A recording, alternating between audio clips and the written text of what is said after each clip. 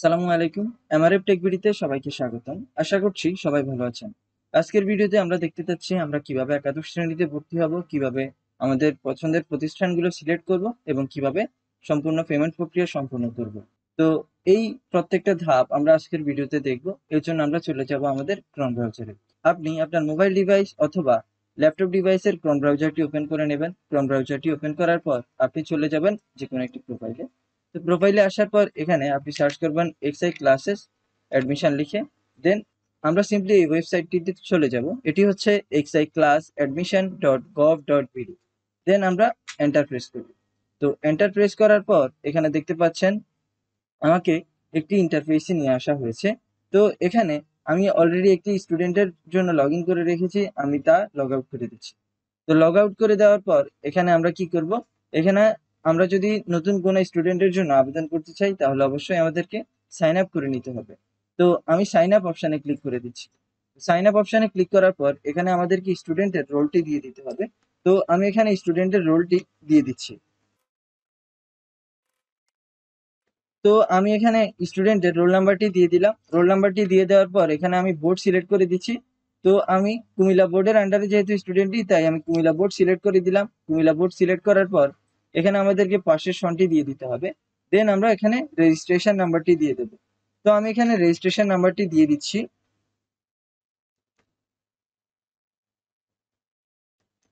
Registration নাম্বারটি দিয়ে দেওয়ার পর এখানে আমি মোবাইল নাম্বারটি দিয়ে দেবো। তো আমি এখানে স্টুডেন্টের মোবাইল নাম্বারটি দিয়ে দিচ্ছি।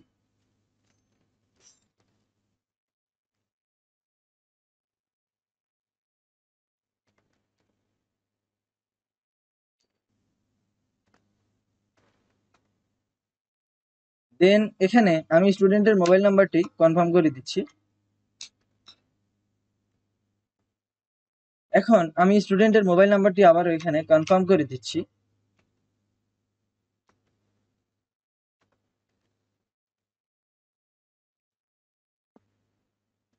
অবশ্যই আপনারা যে বিষয়টি আবারও চেক করে নেবেন তা হচ্ছে আপনার রোল নাম্বার, রেজিস্ট্রেশন নাম্বার এবং আপনার মোবাইল নাম্বারটি।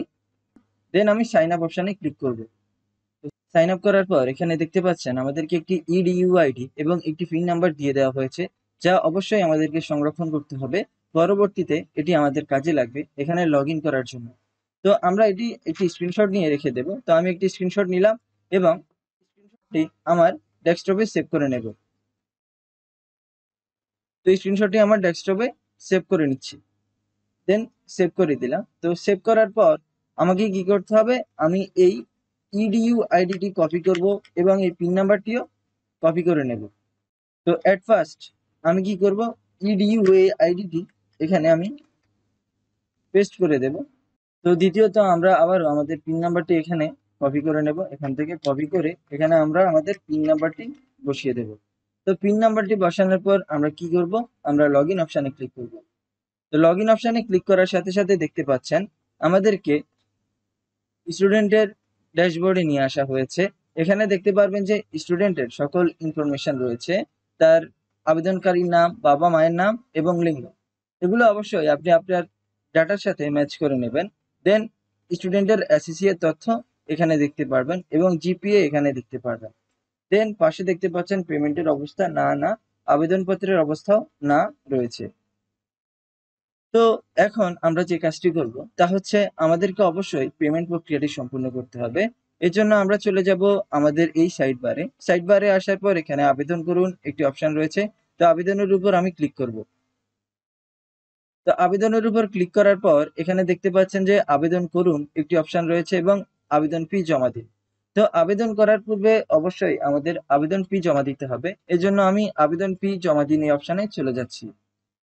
তো এই অপশনে চলে আসার পর এখানে দেখতে পাচ্ছেন দুটি অপশন রয়েছে আবেদন ফি জমা দেওয়ার জন্য, এবং অবশ্যই আমাদেরকে 150 টাকা দিতে হবে, অর্থাৎ 150 টাকা জমা দিতে হবে। এখানে দুটি অপশন রয়েছে, তা হচ্ছে সোনালী ব্যাংক, বিএলসি এবং এসএসএল কমার্স।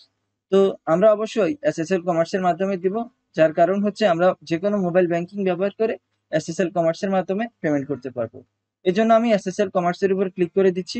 দেখতে পাচ্ছেন আমাকে নেভিগেট করে এসএসএল কমার্সের ইন্টারফেসে নিয়ে আসা হয়েছে। তো এখানে দেখতে পাচ্ছেন মোবাইল ব্যাংকিং একটি অপশন রয়েছে, আমি মোবাইল ব্যাংকিং এর উপর ক্লিক করে দিলাম। দেন এখানে আমি বিকাশ সিলেক্ট করব।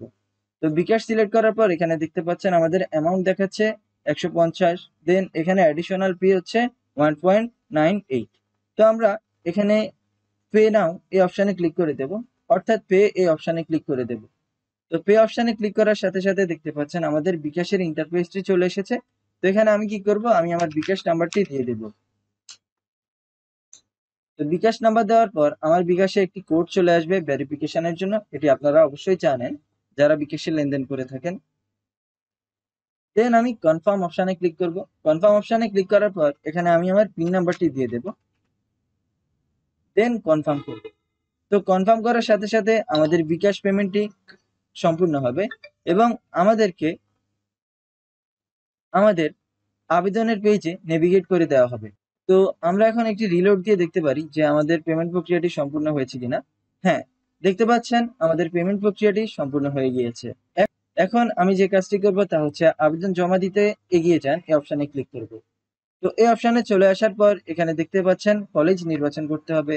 দেন এখানে আপনি যদি কোনো কোটার অধীনে থাকেন তাহলে এখানে অবশ্যই এই কোটাটি সিলেক্ট করে দেবেন। এখানে একটি কোটাই রয়েছে, তা হচ্ছে ফ্রিডম ফাইটার। তো এর পাশে দেখতে পাচ্ছেন আপনার লিস্টেড কলেজগুলো এখানে দেখাবে। আপনি ন্যূনতম 5টি আপনি অবশ্যই 5টি কলেজ সিলেক্ট করতে হবে, সর্বোচ্চ 10টি কলেজ সিলেক্ট করতে পারবেন। দেন পছন্দের কলেজগুলো এখানে দেখাবে। তো আমরা যেভাবে কলেজগুলো সিলেক্ট করব তা হচ্ছে এখানে কলেজ নির্বাচন করুন অপশানে চলে আসবো। আসার পর এখানে আমি বোর্ড অপশানে চলে যাচ্ছি। দেন এখানে যেহেতু কুমিল্লা বোর্ডের আন্ডারে এই স্টুডেন্টটি, তাই আমি কুমিল্লা বোর্ড সিলেক্ট করে দিলাম। দেন এখানে লক্ষ্মীপুর জেলা সিলেক্ট করে দিলাম, লক্ষ্মীপুর। দেন থানা লক্ষ্মীপুর সদর সিলেক্ট করবো আমি। আপনিও আপনার পছন্দ মতো জেলা এবং উপজেলা সিলেক্ট করবেন, দেন আপনার পছন্দের কলেজটি এখান থেকে সিলেক্ট করে নেবেন। তো আমি আমার স্টুডেন্টের চাহিদা অনুযায়ী তার পছন্দের কলেজটি প্রথমে দিচ্ছি, দেখি তাকে নিচ্ছে কিনা। যেহেতু প্রত্যেকটি কলেজের একটি রিকোয়ারমেন্ট থাকে সেই কলেজে তাকে নিবে কিনা। তো আমি আমার পছন্দের কলেজটি দিয়ে দিলাম এট ফার্স্ট। দেখতে পাচ্ছি এই কলেজে তার জন্য কোনো সিট নেই। আপনারা যদি কলেজ সিলেক্ট করার পর এখানে নিচে কোনো কলেজ না আসে তাহলে বুঝতে পারবেন সেই স্টুডেন্টের জন্য এখানে কোনো সিট নেই। দেন আমরা কি করব, আমরা চলে যাব নেক্সট পরবর্তী চয়েসে। এখানে চলে আসার পর আমরা কি করব, আমরা হচ্ছে আমাদের পরবর্তী কলেজটি এখান থেকে সিলেক্ট করব। তো আমি স্ক্রল করে নিচ্ছি, দেন এখানে লক্ষ্মীপুর গার্লস কলেজ এই অপশনটিতে ক্লিক করে দিলাম। দেন এখানে দেখতে পাচ্ছি স্টুডেন্টের জন্য দুটি সিট রয়েছে। তো আমি এই স্টুডেন্ট যেহেতু হিউম্যানিটিজ অর্থাৎ মানবিক বিভাগে পড়ে, এজন্য তার জন্য হিউম্যানিটিজ সিলেক্ট করলাম। সিলেক্ট করার পর এখন আমি দ্বিতীয় কলেজটি সিলেক্ট করব। তো আমি আবারও সেম জেলা উপজেলায় আরো একটি কলেজ সিলেক্ট করতে চাচ্ছি। তো এটি হচ্ছে দালাল বাজার কলেজ। তো আমি এখানে দালাল বাজার কলেজে ক্লিক করে দিলাম, দেন আবারও অ্যাড করে দিলাম। দেন আমি থার্ড কলেজটি সিলেক্ট করব এখান থেকে, যা হচ্ছে অন্য একটি থানার অধীনে, রয়পুর। তো রয়পুরের অধীনে গিয়ে আমি কি করব, এখানে দেখতে পাচ্ছেন রায়পুর গভর্নমেন্ট কলেজ রয়েছে। তো আমি রায়পুর গভর্নমেন্ট কলেজ সিলেক্ট করে দিলাম এবং হিউম্যানিটিজ কোটাটি এখানে অ্যাড করে দিলাম। আমি আবারও এই অপশানে চলে আসলাম। আসার পর এখানে দেখতে পাচ্ছেন রায়পুর মহিলা কলেজ রয়েছে, আমি সেই কলেজটি সিলেক্ট করে দিলাম এবং এখানে অ্যাড করে দিলাম। দেন এখানে আমি চলে আসবো আবারও লক্ষ্মীপুর সদরে। লক্ষ্মীপুর সদরে আসার পর এখানে আমি কি করব, লক্ষ্মীপুর, দেন আমি ফোর ওয়াইডিএল এই কলেজটি এখানে অ্যাড করে দেব। অ্যাড করে দেওয়ার পর এখানে হিউম্যানিটিজ সিলেক্ট করে দেব। তাহলে দেখতে পাচ্ছেন ন্যূনতম যে 5টি কলেজ সিলেক্ট করার কথা বলা হয়েছে আমি সেই 5টি কলেজ এখানে সিলেক্ট করে দিয়েছি। সিলেক্ট করে দেওয়ার পর আমাদের 5টি কলেজ এখানে দেখতে পাচ্ছেন। এখন আপনি যদি ভুলে কোনো একটি কলেজ এখানে অ্যাড করে ফেলেন তাহলে আপনি এখান থেকে ক্রস আইকনে ক্লিক করে কলেজটি রিমুভ করে দিতে পারবেন। আবার আপনি যদি মনে করেন যে আপনার সিরিয়াল ভুল হয়েছে, আপনি যদি আপনার সিরিয়ালটি উপর থেকে নিচের দিকে নিতে চান, অর্থাৎ মনে করুন আমি এখানে দালাল বাজার কলেজটিকে উপরে উঠাতে চাই, তাহলে আমি এখানে ক্লিক করলেই দালাল বাজার কলেজটি দেখতে পাচ্ছেন উপরে চলে আসবে। আমি যদি আবার এখানে ক্লিক করি দালাল বাজার কলেজটি নিচে চলে আসবে। এভাবে আমরা আমাদের কলেজগুলোকে সিরিয়ালাইজ করতে পারবো। এখন আমরা যে কাজটি করব তা হচ্ছে আমাদের কলেজগুলো সিলেক্ট করার পর আবেদন সাবমিট করুন এই অপশানে ক্লিক করে দেব। তারপর এগিয়ে যান এই অপশানে ক্লিক করে দেব। তাহলে দেখতে পাচ্ছেন আপনার আবেদন সফলভাবে সাবমিট করা হয়েছে। আপনি আপনার পছন্দ অনুযায়ী আপনার পছন্দ অনুযায়ী এটি আপডেট করতে পারবেন। দেন আমি ঠিক আছে অপশানে ক্লিক করে দেব। তাহলে আমাদের আবেদনটি সম্পূর্ণ হয়েছে। এখন আমরা কি করতে পারবো, এখান থেকে পিডিএফ ডাউনলোড করতে পারবো যা সংরক্ষণ করতে হবে আমাদেরকে। তো এভাবেই আপনারা আপনাদের আবেদন প্রক্রিয়াগুলো সম্পূর্ণ করতে পারবেন এবং আপনারা চাইলে আপনাদের আবেদন এই অপশন থেকে আপডেট করে নিতে পারেন। যদি আমাদের আজকের ভিডিওটি আপনাদের ভালো লেগে থাকে তাহলে অবশ্যই লাইক করুন, কমেন্ট করুন এবং আপনার বন্ধুদের মাঝে ভিডিওটি ছড়িয়ে দিন, যাতে তারা খুব সহজে তাদের একাদশ শ্রেণীর জন্য আবেদন করতে পারে। Thanks for watching.